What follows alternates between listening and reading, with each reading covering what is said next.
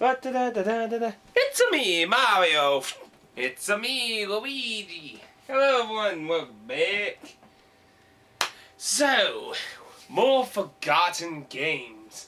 But what to choose? So much boxes over there, so much things here. Imports, DS's, NES, PS1, PS2, Wii, that. How about some Xbox? Yes, Xbox. You're probably like, no! And no, I'm not talking about 360. I'm talking about original black brick. So, I got some delightful games here. I believe all very well forgotten, along with pretty much everything that was unique on the original Xbox. I mean, seriously, let's admit it. That the original Xbox, if it ain't Halo, the odds are you forgot it, probably, on the original Xbox, most likely. No offense to anyone who actually remembers these games. Anywho, I want to start off with probably what I consider a defining, unique game, aside from some of the Sega games that was on the original Xbox. Now, this was published by Majesco. Now that publisher might bring imagery of... Majesco ain't evil, folks. It's just they're a little too into Cooking Mama these days. And cheap budget Wii games. But Majesco did publish some good games. Like Psychonauts. Did you know Psychonauts was published? Probably didn't know, but it was. And that's probably the best thing they ever published.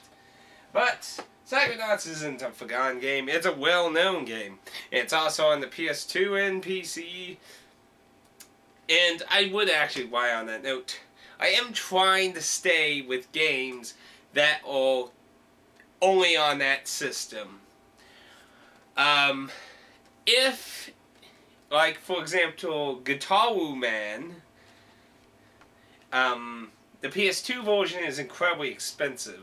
So, unless it's that kind of situation or there's some defining, unique situation, I'm trying to stay with console exclusive like titles. So, however, if they are available on PC, I'm not holding that against them, because I'm not always aware of every PC version, and mixed bag though. But anywho, moving on, Phantom Dust. And you might have always saw that coming since I mentioned Majesco. Because if there's any really good games that Majesco published on the original Xbox, it was definitely Phantom Dust. Now, we gotta remember Majesco is a publisher, and I don't think they've ever really made any games actually, but Phantom Dust was actually made by Microsoft. Now, we gotta remember in that age of the Xbox, Microsoft was trying to get in that Japanese market. They wanted those hardcore Japanese people in their game console. It just was really important to get them. To get that market, to break in there. And they had Pacific people develop games to interest Japanese gamers. And, well, Phantom Dust was one of those games. And this game is awesome. It's really nice. It looks, and it's a very interesting game in its own way. I can't say I've ever played anything quite similar to Phantom Dust. And that is really something that's sad. And, you know, I have to agree with that. Unlike anything else on the Xbox, that's for sure. It's a real shame there's no online anymore. Though, with the modern futuristic technologies of computers, you can actually trick your Xbox to playing LAN over the internet through your computer, though. Interesting. It's kind of like Hamachi. But anyway, that's another topic. Phantom Dust. What is Phantom Dust? Is it an action game? Is it a platformer? Isn't it RPG? It better be RPG. Wait. No! It's a card game. No. Wait. Come back here. No, okay. It is an action card. You're not really using cards per se. Its mechanic is designed like a card game. Basically, the idea is the entire world is apocalyptic hell now. And nobody really knows what the fuck happened, because everyone's memories went... Now, there's dust everywhere, this mystic dust that's everywhere, and I'm going to just slowly change the camera just a little bit. And the dust gives powers. So they've collected dust in these capsule things, and basically it's like, I want to fly, I want to shoot energy balls, I want to shield, you know. But the dust capsules are designed like a deck, so you got like a deck of capsules, and you go through them, activate them, shit, and you get them through shuffles and that, and you can have so many currently out and stuff. So it's an interesting idea. It's all in real time. There's no turn-based. There's no like Yu-Gi-Oh! Defense trap card or anything like that. It's all in real time, activating the powers and that. You can fly, do super jumps, shoot beams and shit. It's really awesome crap. The graphic and artistic style is awesome. Really, really awesome. This game had some really nice... The team that made this game needs to be put back together and make another great game. This game didn't sell well in Japan or America, which is a huge shame. It's definitely probably the most unique game on the original Xbox. Highly recommended. It has a very good hardcore cult following to it. A lot of people like this, and the end is fucking hard. It is hard. There's no hand holding here. But it's very nice, it's fun. It's a little bizarre mix of ideas and things, but it's definitely worth a check if you have a Xbox. I do not know if Fam Dust will work on 360. You will have to look into that on your own accord. Anyway, I hate playing Xbox games on a 360 for the most case. The only reason I played Morrowind on it was just because I don't have the red, white, yellow cables for my original Xbox. I just have one of those stupid box things.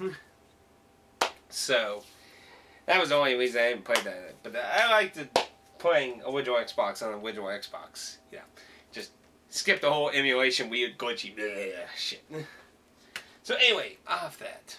That's definitely, in my opinion, a game worth checking out for your Xbox.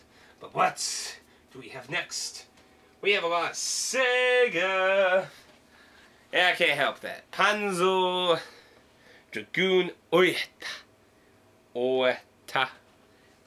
I'm probably saying that absolutely wrong. But this was the last Panzer Dragoon game, I'm pretty sure, wasn't it? Yeah, I'm pretty sure this was the last one. Rumor is there's supposed to be a new Panzer Dragoon in the makings. About time you got your fucking ass out of your head there, Sega. Now, if only you would do that to the next game, but that's a whole nother topic. The Panzer Dragoon series is awesome. Though there's a few mixed things here and there, like the Game Gear game. But... And on top of that, you get the original game in this, but we're here to talk about this, not the original. The graphics are stunning for this game. And if I remember correctly, this was a launch title or near-launch title for the original Xbox. This was one of the reasons I wanted to get an original Xbox, because Panzer Dragoon had pretty high status back in the older days. And, you know, I never had a Saturn, and a lot of the games are really... Especially this one, you know, the Saturn one. That's expensive. And so are the RPGs on the Saturn too. I got the Japanese version of those because it was just so much cheaper to get those than the American version. And you get the cases and booklets and shit. Not all cracked. But, it plays really like Panzer Dragoon, where you're flying towards the screen and that. You have different powers and evolution if you're dragon and that. So to be honest, it doesn't really change the formula a whole lot from what Panzer Dragoon is. It just really bumped it up to a whole new standards of look. But it has a really drawn-in mood to it too, which all the Panzer Dragoons have. But a lot of the original ones have like a very exploration kind of feel to them. This had kind of a darker tone to it a little, in my opinion, but that's just me. Definitely a worthy game to look at. And the reason I throw that on here is, while Panzer Dragoon series isn't really forgotten, I don't ever hear anyone talk about the Xbox one. You know, it's usually the original or the RPG, but nobody ever talks about that one. And that's a real shame. So let's skip some of these ones here up to the other Sega game on here. And I'm sure... dramatic pausing, I'm sure you can always guess Jet Set Radio! Jet Set Radio! Okay, sorry. I love Jet Set Radio. Jet Set Radio Future. Yeah, future. I really love Jet Set Radio Future and its flashy holographic cover. Ooh, it's not that shitty one that has a racing game on the back. Jet Set Radio Future is kick-ass. It's huge improvements over the original, in my opinion. The one thing I hated in the original game, Jet Grind Radio, well, it's really set in Japan, but it was called Grind, probably because of the Tony Hawk games. But anyway, the original game on the Dreamcast, there was a time limit to the stages, and while this game isn't really the original, it's not exactly a sequel. It's kind of a reimagining, so it's kind of a mix, or you could call it an alternate reality. Yeah, let's go with that, alternate reality. But the tunes are still cranking up, there's still funky town, and Tokyo still needs you to save its ass. Why, paying graffiti, taking on the gangs of Tokyo, and taking out the ruthless gangs that are out to take over the world.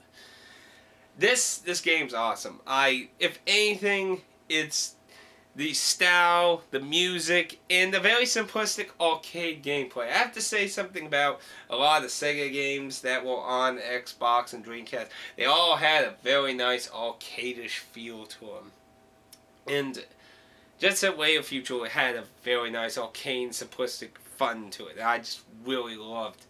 Had more characters, and of course, needless to mention, probably, Jet Set or Jet Grind Radio was famous because of the cell shading style, and this only continued the cell shading.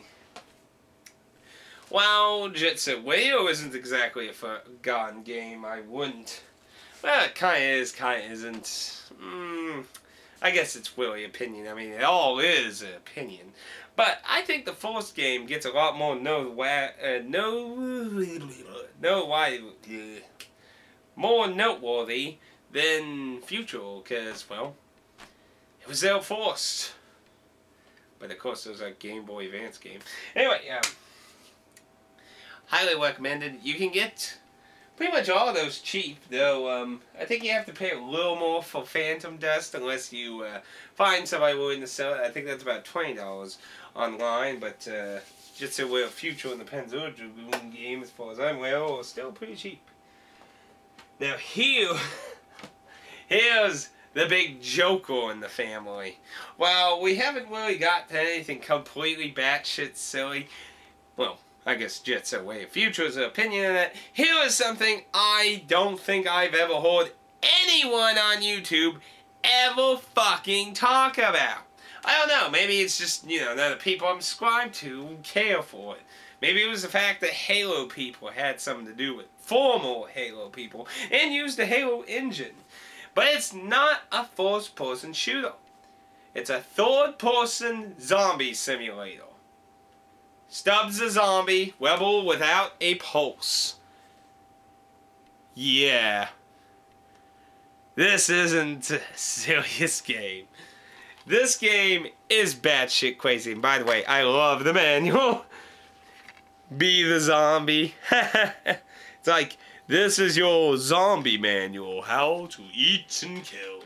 This game is batshit funny with like 50s, 60s, 70s shit and stuff and music and themed and restaurants and stuff. It's hilarious. You play Stubbs, a zombie without no pulse. Oh wait, but anyway, it's a third-person game, but it's not a shooter really. Though, you kind of can with one power. Basically, you have just all kinds of zombie shit. You know, you got normal kill people and things, but you can eat other people's brains, make them zombies, and they'll go infect other people. You can throw your hand like a grenade, and they can attach to things and take over their mind. And if it's like a soldier with a gun or something, boom, throw a person. Boom. It's insanity. There's so much, like, it was a kidney bomb or something. He took one of his organs, threw him like a giant poisonous gas bomb and shit. It's hilarious. It's off the fucking wall hilarious. If you have access to original Xbox, or if this game can be played on 360, I don't know again. But if it can, this game is worth tracking down. It's hilarious fun. And you want to know what? It's co-op. It's local co-op. You can both play zombies through the story and kill more people and have joy. It's hilarious silliness. Lollipop. It's hilarious. It's batshit funny. It's like you wouldn't even realize it's running on the Halo engine, to be honest. But then again, the Unreal engine got used for all kinds of shit unimaginable. This game is definitely worth checking out. It was done by several people who used to work with Bungie, and they made their own company. As far as I'm aware, it did not sell well, and I'm pretty sure the company doesn't exist anymore, which is probably a shame. That was a good game for haha laughter, and it's really well done. I did not have any problems playing it, glitches or anything, though I'm sure there were all glitches, you know, that's just random occurrence. Like, you know, I had problems with the original Borderlands because my entire save was corrupted. Anyway, off topic. So going on. So here's now. I'm gonna admit, right off the bat, in my first video I said I'm gonna stay away from titles that are kind of, you know, games that I'll merely admit are bad, but I like them. Now, I'm going to admit this is kind of teetering in that direction, to be honest. So I'm not gonna lie, just have that there. But to be honest, I still think it's noteworthy for a few interesting things. That would be Obscure. Obscure is a survival horror game, basically. In reminiscence of like Alone Dark and original Resident Evil style and such. What's noteworthy about this title is it's cooperative. You can drop in or drop out a co-op person, and you can have an AI take over the second player. But aside from that, it's pretty standard fare and survival horror. Nothing too unique, to be pretty honest, except for being able to have a flashlight on your gun. I always remember that, because that's something that Morgan Webb and Adam Cecil always made fun of Doom 3 with. It's like, it's funny that this crappy game, and yeah, they didn't like the game. This crappy game can realize you can take tape and tape a flashlight to your fucking gun, but then the fuck can't you do it in Doom 3? Okay. But, I admit, like I said, this is kind of teetering on that kind of bad game thing, because it wasn't exactly well liked. But I will not give any mercy to the fucking sequel, Aftermath. Go on in hell. That game is just dreadful. But that's a whole nother story. Now, moving on. Oh, no, now everything fall apart. Okay, now, this has a different title in Europe. I don't remember what it was called, but I'm sure it's quite easy to look it up on Game FAQs or its wiki page and, you know, find its alternate title in Europe if you're interested in it. But I can't remember it off the top of my head, and it has something to do with a band in America using the name, so they had to change it. And that would be Indigo Prophecy. Indigo Prophecy is a very interesting title. Basically, if you played Heavy Rain... Don't pay. Yep, you in the back. Sit. If you played Heavy Rain,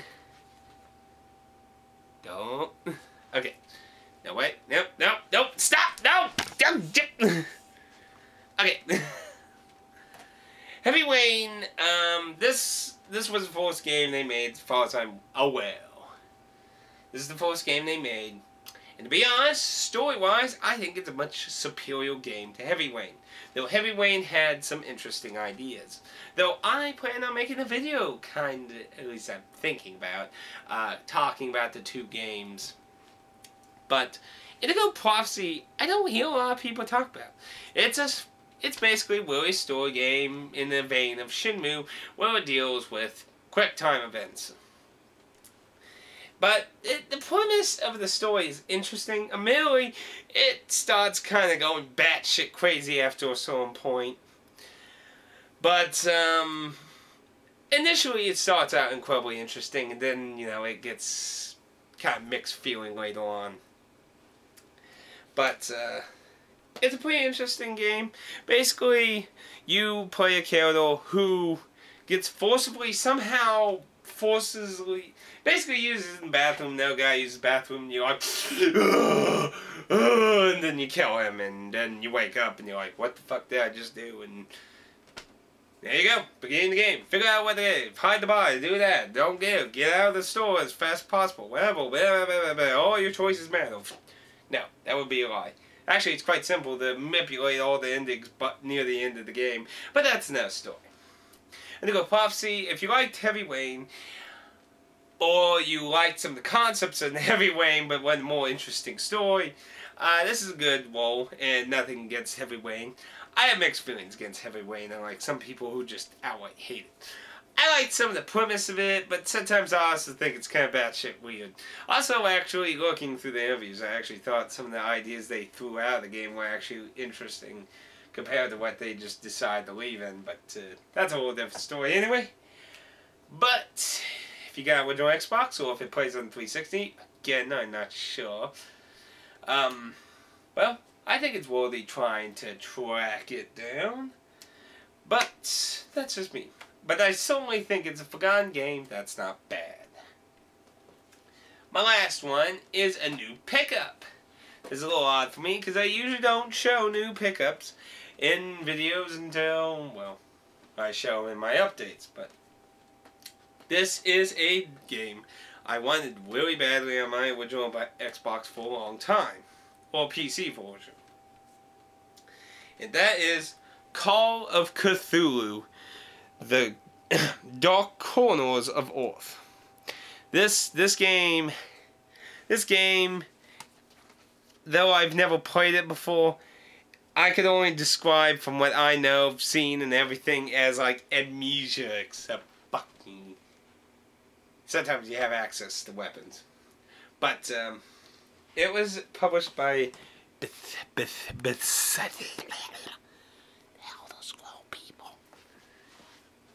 But, it was published by 2K Games, and, it was originally supposed to be a trilogy, but it didn't sell well, so it's just like, just flush it down.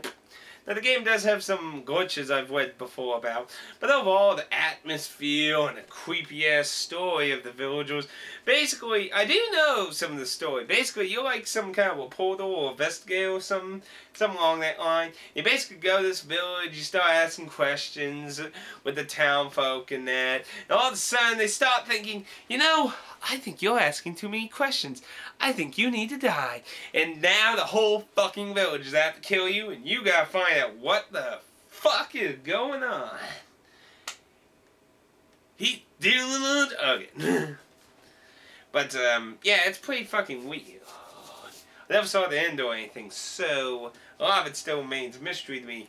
And though, of course, I am also on a teetering end here, because I never personally played it, so I'm kinda in there. But to be honest, it's really hard to interest me to buy original Xbox games, because many of them are available on other consoles, and, well, there's not a bazillion console exclusives on the Xbox, so it's a little iffy there. But I do have a nice little set there, but anyway, that is all the forgotten games that I would like to mention for the original Xbox that I have beaten, played, and, well, the one I hunted down for a long... Eep! That fell. One I've hunted down for a long time. Though, technically, the reason it took me a while to get is because, well, I wanted a decent copy that came with its stuff. And, well, I got the booklet in the CD and the cover. I need a nicer case. I couldn't get the sticker completely off. But, I think those are all noteworthy titles for the original Xbox. And I know, you know, a lot of people don't... Hell, the Xbox itself is, like, almost forgotten. It had such a short lifespan, even though it did earn money, it certainly didn't seem to be something remembered in its own right. You know, hell, most people don't even like to try and define it away from the 360, because most people just call the 360 the Xbox. So, to be honest, that to me seems kind of disrespectful. It's why I like saying the 360 instead of Xbox, because the Xbox is the Xbox and the 360 is the 360. But that's just me. But anyway, I hope I actually made some of these seem interesting to you. And please, for the love of humanity, if you're going to ever try to do something, do Phantom Dust. You won't regret. Okay, maybe you will regret it. It's all opinions, of course. But anyway, I'm probably blabbing on too long and making this much longer and more needlessly fat. So anyway, let me know what you thought about any of those games, if you ever played any of them, or if you're interested in any of them, or you want to ask anything about them. And also, feel free to leave a comment wherever the hell YouTube decides to put it, which is currently down there, but, you know, it used to be over there, and who knows, maybe they'll put over the video so you can't watch anything. But, feel free to leave a comment if you have any games for the original Xbox that you think are forgotten good games that nobody seems to talk about. Anyway, adieu, my dear viewers, and thank you, and I might be having a nice surprise here soon to celebrate a certain event. But anyway, that's future things. So, thank you for watching, and I hope you look forward to the next episode of Forgotten Games. Also, just maybe if you want to help me get an idea what to pick next, because I'm trying to stay like episode system focused, feel free to leave a comment of a system you might be interested in seeing a Forgotten Games episode of. And maybe if there's, you know, a number of requests for a Pacific system, maybe it'll encourage me to make the next episode that. So anyway, next time, dear viewer, well, I don't know yet. I haven't decided yet. But maybe you can help me. What? I'm not lazy. I'm done.